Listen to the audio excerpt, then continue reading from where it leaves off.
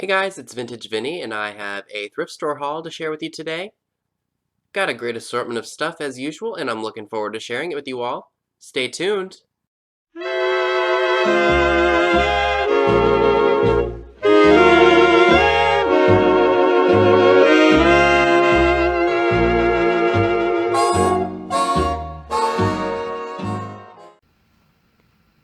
So I decided to go ahead and hit a few Goodwills that I hadn't been to, along with the antique stores that I went to that I hadn't been to in quite a while.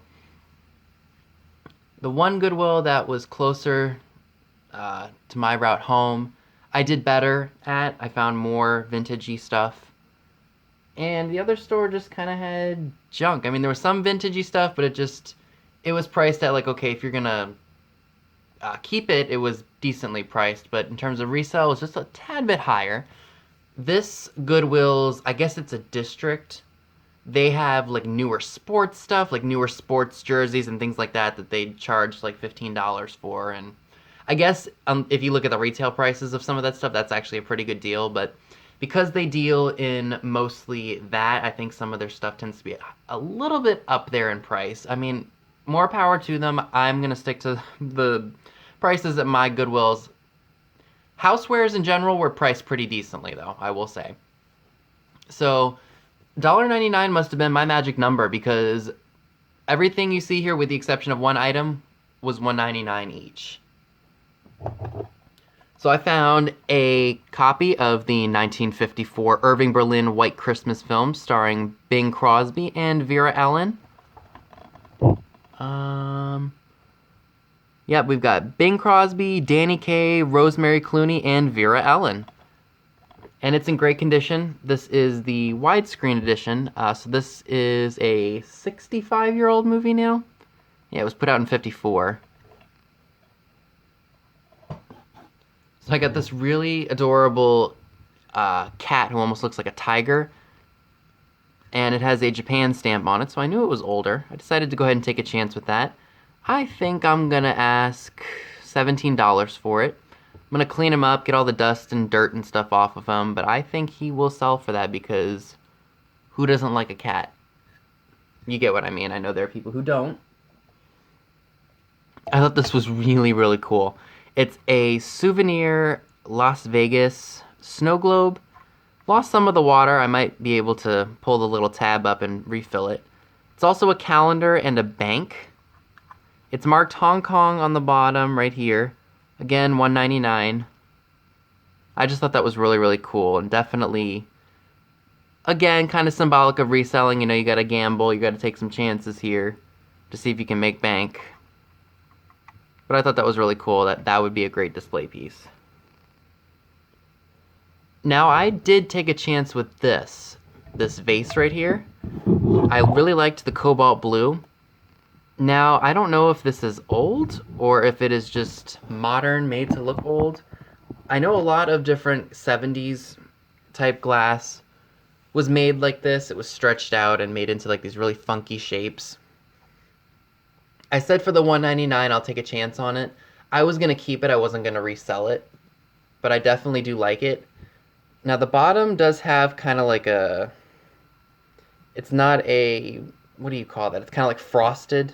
This whole part of it's frosted. It's not clear. So if that's not old, that's not a big deal. Maybe I'll just... I don't know what I'll do with it. I liked it to begin with. And for the $1.99, I said, what the heck. Now, this was the last piece that I managed to score at that Goodwill, particularly. In very good condition, very little wear and tear to it. It's a Pyrex fridge dish. It was $2.99, which I thought was a good price. No cracks or chips on the lid or the actual piece itself. Based on that mark, I'm not sure if this is one of the earlier versions or one of the later versions because it says ovenware on it. I don't know if I'm going to sell that or if I'm going to keep it. I haven't decided yet. I might keep it because I have a few other ones and I don't have the lids for them.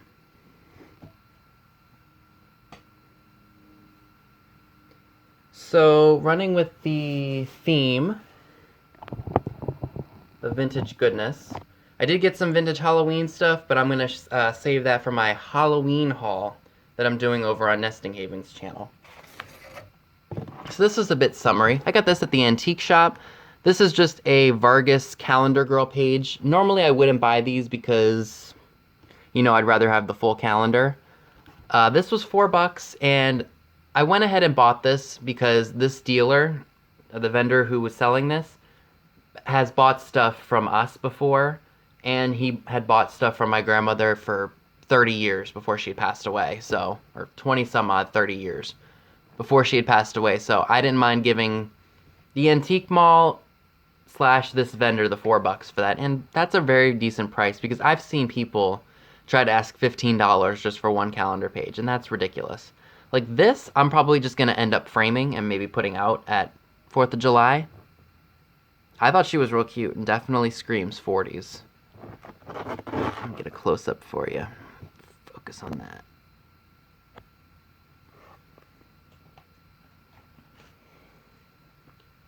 Alright, so running with... That was it for the antique store haul, despite the Halloween item I have. I got these at the thrift store. They were $5 for the set. I guess the frames are wooden, like spackled with gold and white. There is a name down here, but I can't make out what it says.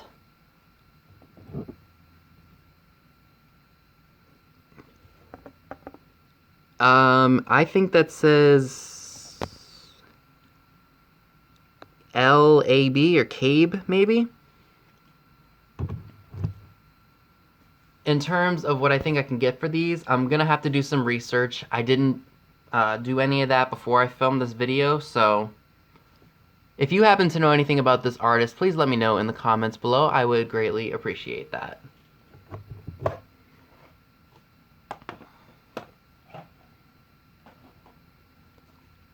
So this came from another antique mall. This is just sporadic in no particular order. I found a vintage Christmas corsage. What attracted me to it were the different shades of blue. Blue is one of my favorite colors. Hence you can see the color of my wall. Now this person was asking $4 for it, which I don't know if that was a good deal or not, but I got 25% off, so I only paid $3. I thought that would be a great little piece to either... I don't know what I'll do with it, but I just thought it was really cool, and I hadn't seen one in blue before, so I said, what the heck. For $3, I mean, if I saw that in a thrift shop for $2.99, I probably would have picked it up. Now, I did get 4 pairs of salt and pepper shakers. If you follow me on Instagram, you would have already seen them. So let me show you those real quick. With the exception of this pair of salt and pepper shakers, each of these sets cost me $1. These are all anthropomorphic fruit, which I know there are collectors for, so that's why I went ahead and bought them. If you follow me on Instagram, you would have seen these already. These ones are lemons, kind of creeped out by the bug eyes on them. They are marked Japan on the bottom. I'm thinking for each one of these anthropomorphic sets, I'm going to ask $13.99. I think $14 is a fair price for these. So I got what I believe to be our pears. A pear. No pun intended. There is some minor paint loss on them, but that's really due to age. Now this is either squash or a pear. I don't know. I'm thinking more on the pear side, judging by the shape. But I could be wrong. Now these, I believe, are cucumbers? Or maybe not because of the stems. I don't know. But they are also marked Japan, and they have their corks. Again, if you are interested in any of those salt and pepper shaker sets, please let me know. $13.99 is the asking price, plus shipping. Now this set, I'm not even sure if it's politically correct anymore. I mean, these look very stereotypically, how do I say this? I guess what I said before, stereotypically, maybe not racist, but like maybe insensitive? I don't know. The way things are nowadays with everyone's sensitivity levels, I don't even know. But I paid $1.50 for these. I may keep them just because I think they'd be cool for Thanksgiving. For $1.50, I said, what the heck. So if these offend you, I'm sorry, but... So this came from the other mall that I hadn't been to. According to my Google reviews, I hadn't been to this place in 5 years. So clearly, it's been some time since I'd been there. So I went ahead and jumped on it. It's about a 40-minute drive from my house. Just in a smaller town of Maryland. So I got this really cool vintage thin plastic, I guess it's a serving bowl of some sort. It was $3 originally, and then it was 15%, I think, or 25. No, it was 25% off because I paid $2.25 for it. I would have rather paid maybe $1, but $2.25 wasn't too bad either. This one was in better shape of the two that were there, so I just really liked that blue color, and I just liked the different faces of the animals. I just thought that was a very fun little piece. So I will be keeping that. I got this at one of the local thrift shops in town. It was $1.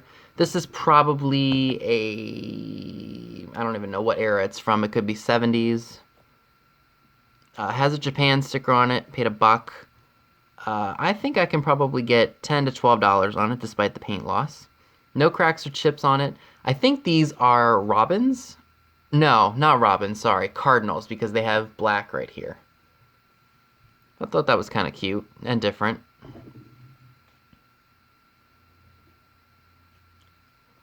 Okay, and I did score another awesome 70s yellow ginger jar lamp.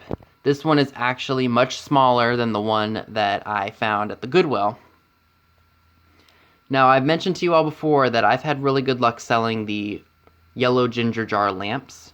For whatever reason, people still like these, and I've had one before and I sold it for pretty good money, so we will see what happens. The other one, I think I'm going to ask maybe $40 for.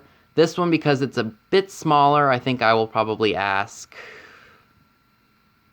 maybe 25 to 30. I have to make sure it works, of course. But we will see.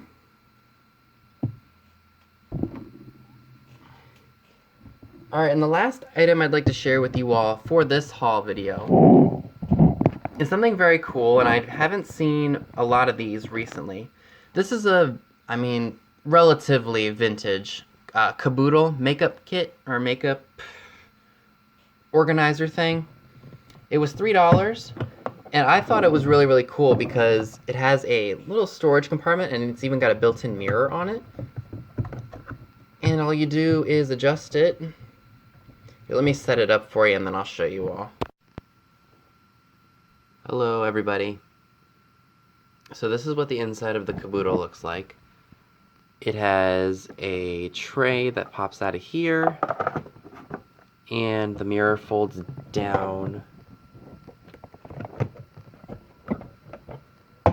and you can put more stuff down here. I did find out that they still make these. Even today, I just sold one at Marshall's to a customer today. Or when you guys are seeing this. I apologize if I sound stuffy. I haven't been feeling all too well. I think the change of season is messing with my sinuses and things like that. So anyway, what I think I might be able to get for this, because of the different features and accessories that it comes with, maybe $25, $30. Now, I do have some more movies that I would like to share with you all. Some I've been looking for, some I was surprised to find. So let's dive right in. Maybe I'll do it... Nah, it doesn't really matter. So I found the 1961 West Side Story, starring Natalie Wood, Rita Moreno, and Richard Beamer. DVDs at my Goodwill are $1.99 each. Robert Wise was the producer of this movie. I remember the last time I saw this movie was when I was a freshman in high school. We were reading Romeo and Juliet in my English class, and we were comparing a quote-unquote modern-day telling of Romeo and Juliet to Shakespeare's version. So I remember we watched this and we had to do a little bit of like an essay or like a little writing assignment for this. I haven't seen it since. I know my grandfather was really big into that movie when it first came out. We have the 1987 romantic comedy The Pickup Artist, starring Molly Ringwald, Robert Downey Jr., and Dennis Hopper is actually in this. Again, from the Goodwill, it was $1.99. I had heard about it, and I had seen I've seen this sometimes in other shops, but I just never picked it up. But I thought, what the heck, let me go ahead and grab it, and I will let you all know what I think. Or if you all have seen this movie, let me know what you think of it. I will tell you this, though. Seeing Robert Downey Jr. in those 80s movies, I'm so used to seeing him in his 40s and his 50s. Seeing him as a teenager, like a late teen and into his 20s, was a little surprising to me. I mean, hence, even looking at this picture of him, even back then, is a little surprising.